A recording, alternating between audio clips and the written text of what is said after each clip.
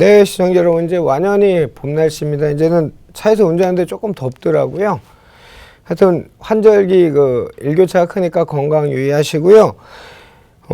아까 MC께서 얘기하셨듯이 올해 수도권 지역에서만 전국에 이제 한 16조 원의 보상금이 풀리기 시작했는데요.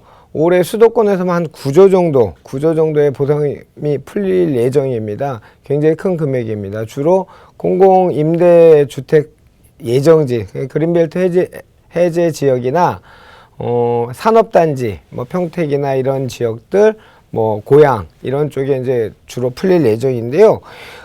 지난 시간에 말씀드린 것처럼 보상을 받은 막대한 금액, 자금들이 유입되는 경로를 조금 조사해 봤는데, 인근 토지를 취득하는 경우가 굉장히 한 50% 이상을 차지한 절대적인 비율을 차지하고 있었습니다. 그 이유 중에 하나는 땅으로 보상을 받았으니까 땅을 사야 되겠다는 그런 논리도 성립되지만, 일단 세제상 혜택이 굉장히 ክ입니다. 양도세 감면 혜택이 크기 때문에 어차피 땅으로 돈을 버는 거니까 토지에 묻어 놓는 분들이 양도세 혜택까지 받는다면 금상첨화겠죠. 그래서 오늘 한번 알아보도록 하겠습니다.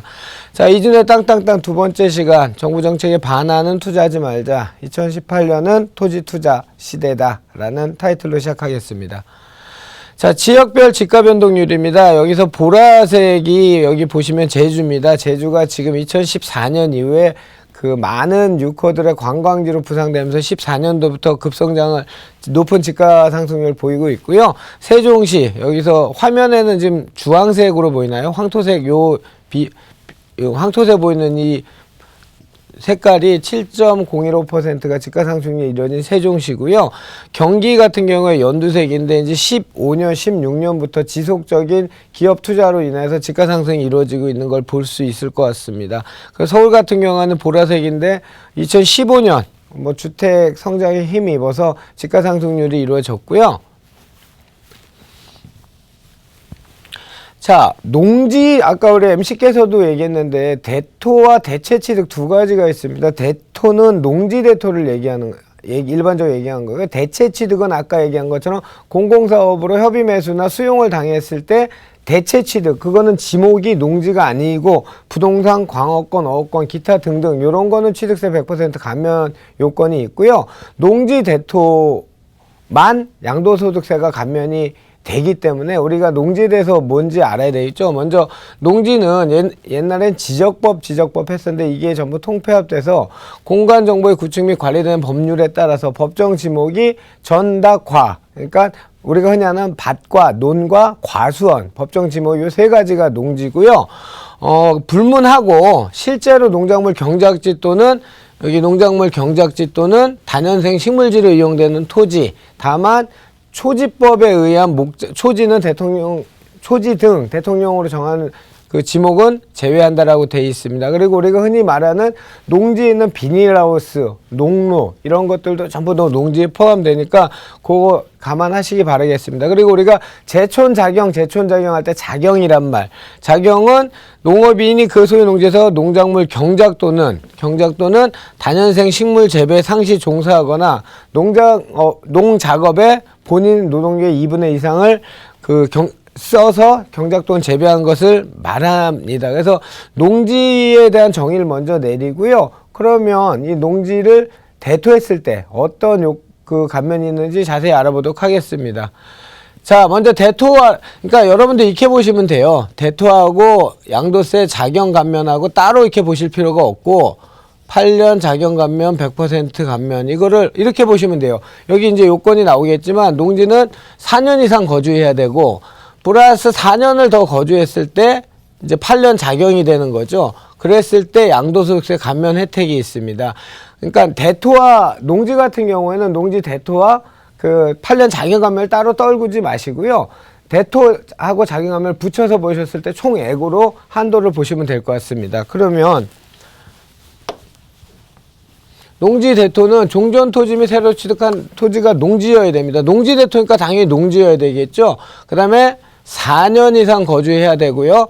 여기서 제촌 자경이란 말에 제촌, 내가 거주한단 말인데 거주는 첫 번째 토지 소재지가 속한 시군 자치구, 자치구, 두 번째 연접한, 행정구역상 연접한 시군 자치구, 세 번째 직선거리가 예전엔 20km였는데 직선거리 30km. 요게 제촌의 요건입니다. 제촌의 요건이고 소유농지를 선양도할 경우에는 1년 이내, 단 수용인 경우에는 2년입니다. 그러니까 먼저 팔고서 1년 내에 딴 농지를 사야 되고요. 또는 새로운 농지를 먼저 사놓고도 1년 내에 종전 농지를 팔아야 이 대토 감면 요건이 되는 거고요.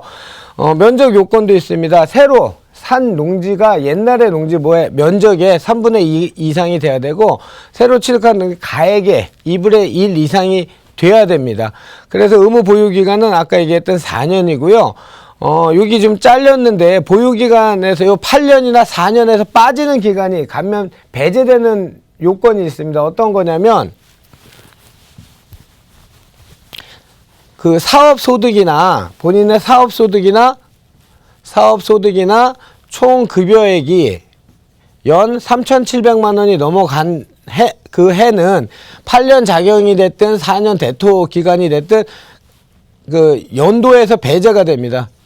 그러니까 농업인으로 수익을 올려야 되는데 농업인 말고 딴 근로소득이나 딴 급여액이 있으니까 너는 이거 농지 보유 기간을 인정을 못해 라는 과세 취지라고 이해하시면 될 것 같습니다. 자, 아까 말씀드린 거죠. 소재지 시군구, 연접 시군구 30km, 그 다음에 2분의 1 이상 자기 노동력. 요게 많이 헷갈려 하세요. 자, 이렇게 보시자고요. 아까 제가 말씀드렸죠. 요게 바뀌었습니다. 소득세법 개정되면서 1년 동안 쭉 보유해야 되는 부동산을 다 팔았어요. 팔았는데 내가 1년 동안 감면받을 세액은 1억 한도 내서 감면을 받고요. 이때 다 안 받고 5년간 기산을 하는 거죠.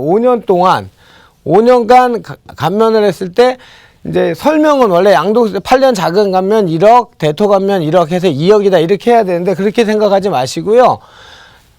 부동산을 많이 팔았는데 1년 동안에 1억을 감면받을 수 있고 5년까지 쭉 보유를 8년 동안 했을 때 5년 내에 양도할 시에는 합쳐서 합산해서 2억까지 감면받는다. 요걸 플러스하는 게 아니고요. 1년에 1억, 5년간은 총 2억입니다. 그러니까 포함되는 거니까 총액은 2억까지 감면한다고 보시면 될 것 같습니다. 감면제에는 2002년 1월 이후에 주거지역, 상업지역, 공업지역 편입된 농지에는 편입 전일까지만 양도세에서 감면을 해준다. 이렇게 하시면 될 것 같습니다. 감면 한도는 뭐 요거 보시면 되고, 상속농지 한번 보시죠. 상속받은 농지 1년 이상, 계속 농지 1년 이상 거주하면서 그 동네에 살면서 작용하는 기간은 상속을 해준 기간을 포함해서 8년을 계산해준다. 이런 내용이고요. 경작하지 않은 경우에는 상속받은 후 3년 이내 양도하면은 그 작용기간을 포함할 수 있다. 이제 이렇게 보시면 되고요. 양도일련지 작용에 불문하고 양도일가 사이에 통산. 그러니까 쭉 이어서 농사를 안 져도 되고 4년 짓다가 1년 쉬었다가 4년 더 지면 그러니까 8년이 되는 거죠. 통산 계산했을 때 8년 작용 요건을 갖추면 된다. 이렇게 보시면 되겠습니다. 그래서 오늘은 그 많은 그 보상금이 지금 올해 수도권에 이제 풀릴 예정인데요. 양도세, 본인이 우리 시청자 여러분께서 갖고 계신 토지가 그 대토 감면을 받거나 또는 양도세 감면을 받을 수 있는지를 좀 알아보시고요. 또 요런 예를 들면 이런 농지를 구입하는 대토 수요가 많은 지역, 그러니까 서울로 얘기하면 이주 수요가 많은 지역 같은 경우는 당연히 집가 상승이 많아지겠죠. 그런 지역을 좀 눈여겨보시면 좋겠습니다.